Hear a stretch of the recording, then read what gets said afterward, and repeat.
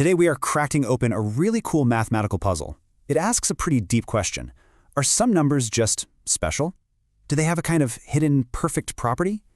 We're about to see how a formula that looks a little complicated at first actually reveals something fundamental and honestly beautiful about a certain type of number. I mean, really think about that for a second. Could there be a whole class of numbers that when you put them through the same exact test, they just always behave perfectly? Always follow the rules in a predictable way? Well, that's the mystery we're here to solve. And this is our mission.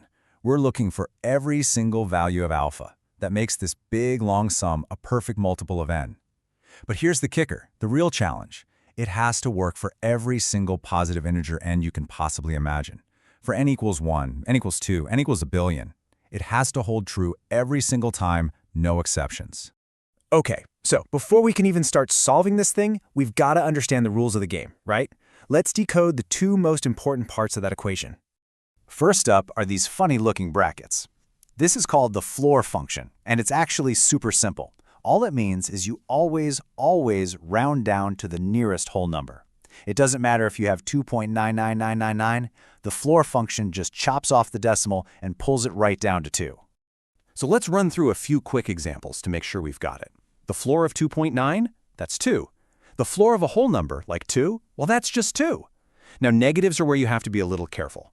The floor of negative pi, which is about negative 3.14, isn't negative 3. Remember, we're rounding down on the number line, so the next integer down is actually negative 4. And the second clue, a multiple of n. This one's pretty straightforward. It just means that when we add everything up, the final number has to be perfectly divisible by whatever n we're testing. So if n is 3, our sum could be 3, 6, 9, or, negative 12. Anything you can divide by 3 with no remainder. Simple enough. All right, we've got our clues. We know the rules. Now the real detective work can finally start. It's time to bring in our suspects for questioning. So who's our first suspect? Let's start with the most obvious ones, the integers. Your classic whole numbers, 1, 2, 7, negative 5. They're clean, they're simple, they feel like they should work. Let's grab one and see what happens. Let's try alpha equals 2. When n is 1, our sum is 2. Is 2 a multiple of 1? Yep, check. Okay, when n is 2, the sum is 6. Is that a multiple of 2? You bet. Check. How about for n equals 3? The sum is 12. Is 12 a multiple of 3? Yes, check. Huh, so far so good. It's looking like integers might be our answer, but are they the only answer? We can't just stop there. A good detective checks every lead.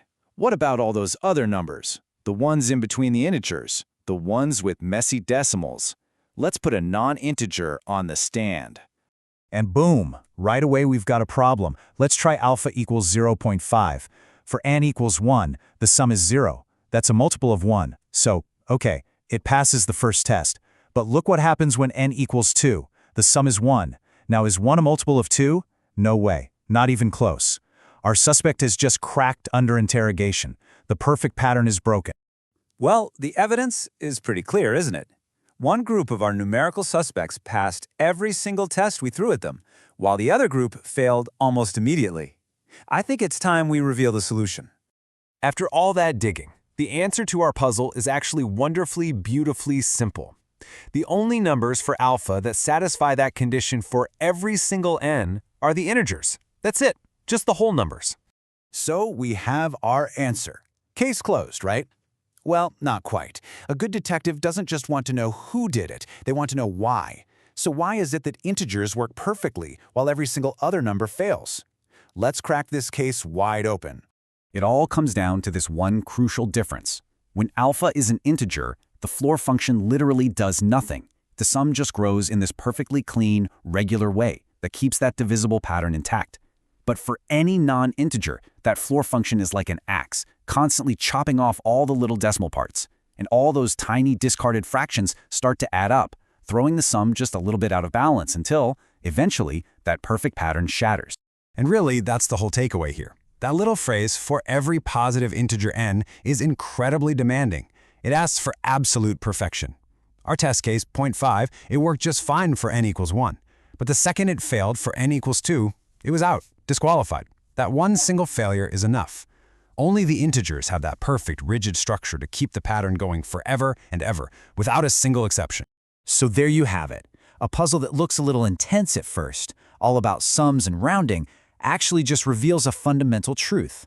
A clean line drawn in the sand between integers and all other numbers. It really makes you wonder, doesn't it? What other simple rules are out there just waiting to show us something profound about the universe?